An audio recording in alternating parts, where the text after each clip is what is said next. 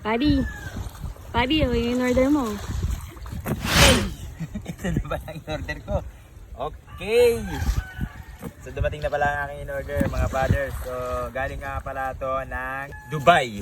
Galing to ng Dubai. In-order ko to doon dahil quality siya.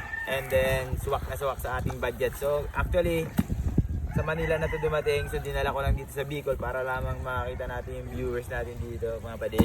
So mag-unbox tayo ngayon. Unbox tayo ngayon ng ating shoes.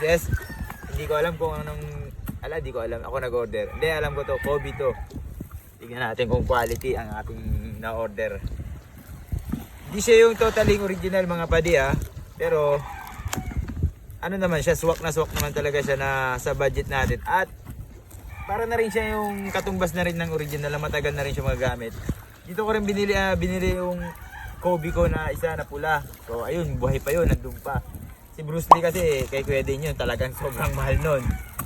So, pero naman, si Bruce Lee naman, yung ginamit ko yun din sa may Mob sa Dayo, nasimulan ko sa Leyte yun. Nagulpi na siya masyado. Kaya ngayon, legendary na siya. Nandun na siya ngayon, tabi na. So, parang, bala ko nga ibenta kay Kuya din yun kung sino gustong bumili nun Diyan mga pare, gusto nyo ba bilhin yun? Sino kaya gustong bumili nun? Yung Bruce Lee natin. Naka-ano ko na yun, pina-opera ko na yun, naka-renovate na yung ano nun. Pero, ano na yun, legend na yun. Bebenta ko kaya kay Kuya Din. Kuya Din, gusto mo bang bilhin yung Bruce Lee natin? Dito mo na yan Eto na mga brothers. Yan, kung order kayo dyan brothers, ayan, lalabas ko nga pala. The Sneakers. EUAA siya brothers. Sneak Reload. Yan mga brothers, yan. Pero lalabas ko yun dyan. Pak! Ayan siya.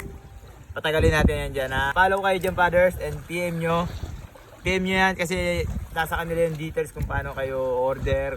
Maraming mga design dyan, maraming mga sapatos na mga legendary pamporma, panglaro. Kaya ano pang inintay nyo? Score na agad fathers kasi pag di kayo miscore, ako i-score ito, kaka-score ko lang miscore ulit ako. So titignan natin. Kamahulog. Titignan natin ang qualitization niya fathers yung in-order natin. Ano lang fathers? Kasi siyempre kung di natin yung afford kung di natin afford yung mahal, yung talagang original, by dito tayo sa UAE. Kasi katumbas na rin nito, para na rin siyang original fathers kung makikita nyo. Matagal siyang, hindi siya masisira agad-agad kahit buwan din, taon din to taon din itong pwede magamit Ano kaya ang buruan na to? Kobe. Tan. Kobe 6. Kobe 6. Ayan, alam niyo fathers, kayo na bahala. Comment nyo na lang dyan sa below. Comment nyo below. Front row. Order natin yan fathers. Tignan natin. Ako muna. Alam ko meron si Padinete nasilaw kayo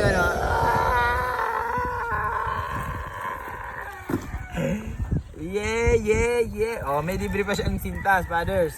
At bukod sa sintas, asan yung stickers? Saan yung stickers nito? Hindi yata nalagay yung stickers pero yan na nga.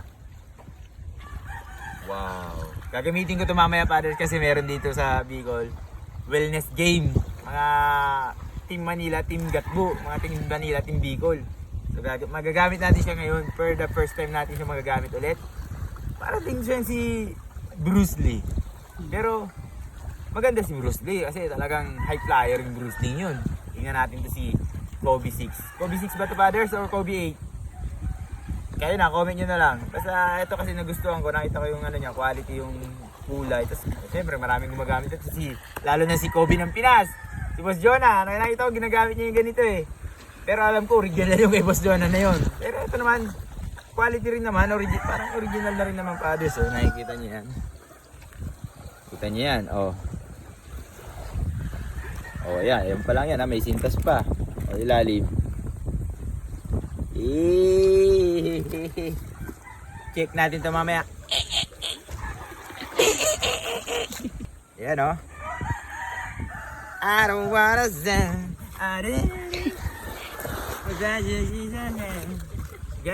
Hulog po na. Di ba radyo sa tubig? Ayan na fathers, mamaya lalaro tayo para ma-check natin yung quality ni Kobe. And then sobrang solid, ganda. Thank you. Stick reload. Thank you so much sa quality in order ko. Wala na swak sa budget to fathers. Kaya ano pang hinihintay nyo, score na. Diyan lang yan ha. Let's go.